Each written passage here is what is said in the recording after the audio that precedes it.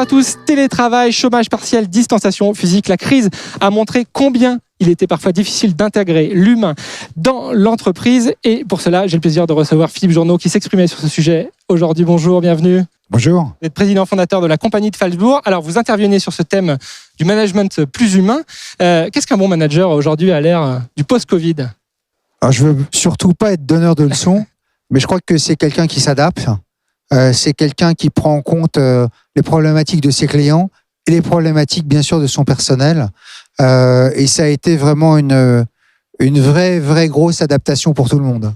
Alors justement, comment ça se passe chez vous à la compagnie de Phalsbourg ? Est-ce que vous avez été amené à réfléchir sur vos pratiques managériales ? On a été amené à réfléchir sur nos pratiques managériales, mais surtout sur notre rapport avec nos clients.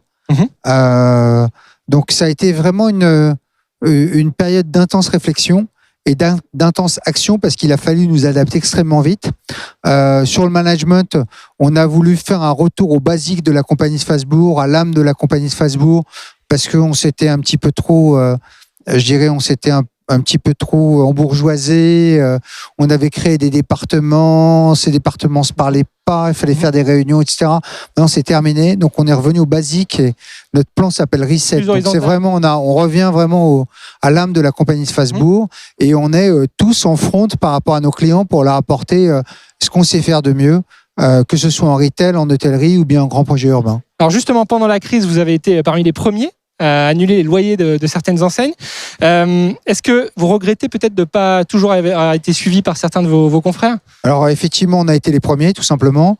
On a été suivis par quelques foncières que je félicite parce que c'était courageux. Oui, je regrette parce que c'était l'occasion de montrer et de créer des nouvelles solidarités dans la même chaîne de création de valeur. Ça n'a pas été le cas avec d'autres. Nous, les enseignes nous en ont été a posteriori reconnaissantes. Par exemple, nous avons ouvert un centre commercial à Plaisir dans les Yvelines. Aucune enseigne ne s'est dédite et toutes les enseignes sont venues. Donc, on a été cool avec les enseignes qui n'étaient pas prêtes. Qui vous l'ont rendu par la suite ? Non, mais on a eu un vrai partenariat. C'est-à-dire que, vous savez, en temps normal, que font les foncières ? Elles essayent de séduire les clients en leur disant c'est le meilleur site, on est proche de vous, etc., etc. C'était vraiment l'occasion de leur montrer. On leur a montré et on est content parce que ces enseignes sont venues. Elles ont ouvert et elles ont cartonné. Donc voilà, c'était pas écrit début mai. Et alors justement là, les indicateurs sont peut-être un peu moins bons sur la crise sanitaire. Si jamais un nouveau confinement devait être réannoncé, est-ce que vous auriez la même démarche ? Est-ce que ça fait partie des scénarios que vous envisagez ou... Mais moi, je ne regrette rien. C'est-à-dire qu'on assume tout ce qu'on a fait. C'est-à-dire que dans nos valeurs, il y a l'amour du client, on leur montre. Donc, si demain matin, il y a un nouveau confinement, on refera la même chose. On offrira les loyers aux magasins qui auront été fermés par fermeture administrative. Il ne suffit pas que, évidemment, une enseigne dise « je décide de fermer parce qu'on n'a pas envie de sortir ». Donc, très bien.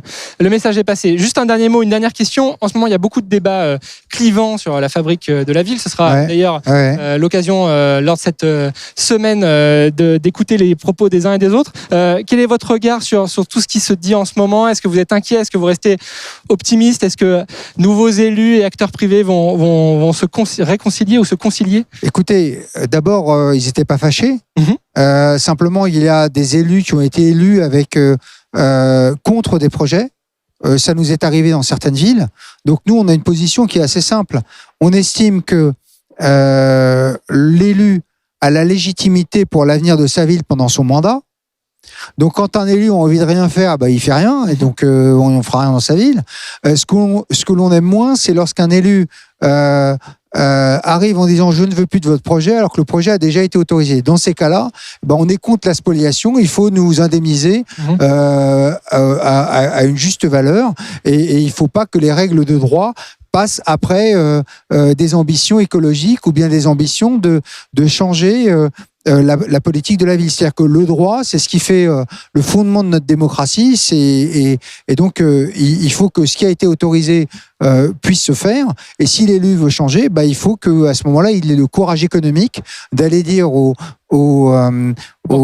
porteurs de projets, on va vous dédommager. Il ne faut pas qu'ils les congédient comme des valets, quoi, en fait. Donc un dialogue franc et correct. Oui, bien sûr. Il faut être correct, que ce soit de la part de l'élu ou que ce soit de la part des porteurs de projets. Nous, on sait bien qu'à chaque fois qu'il y a une élection, il y a toujours dans des villes des gens qui ont été élus contre un projet, et généralement, c'est ce qui les aide à être élus. Bon, ce qu'il ne faut pas, c'est, et vraiment je tire la sonnette d'alarme, parce qu'il ne faut pas, c'est dans un moment de difficulté économique absolue, parce que depuis la crise de 29, le monde n'a jamais été dans de telles difficultés, eh bien, on en profite pour dire, allez, c'est pas très grave, on fait plus rien. Parce qu'à un moment donné, il faudra quand même rembourser ses dettes. Et il ne faut pas renoncer au progrès, et il ne faut pas renoncer à créer des équipements pour les êtres humains, à savoir des logements, des hôpitaux, des équipements de santé, des équipements de commerce, etc., etc., etc. Donc vous porterez ce discours-là dans les prochaines semaines. Moi, j'ai toujours porté. Et vous l'avez porté sur ce plateau. Merci beaucoup Philippe Genreau pour votre venue. Merci à vous de nous avoir suivis. On se retrouve très bientôt pour de prochaines émissions dans ce cadre de la Paris Real Estate Week.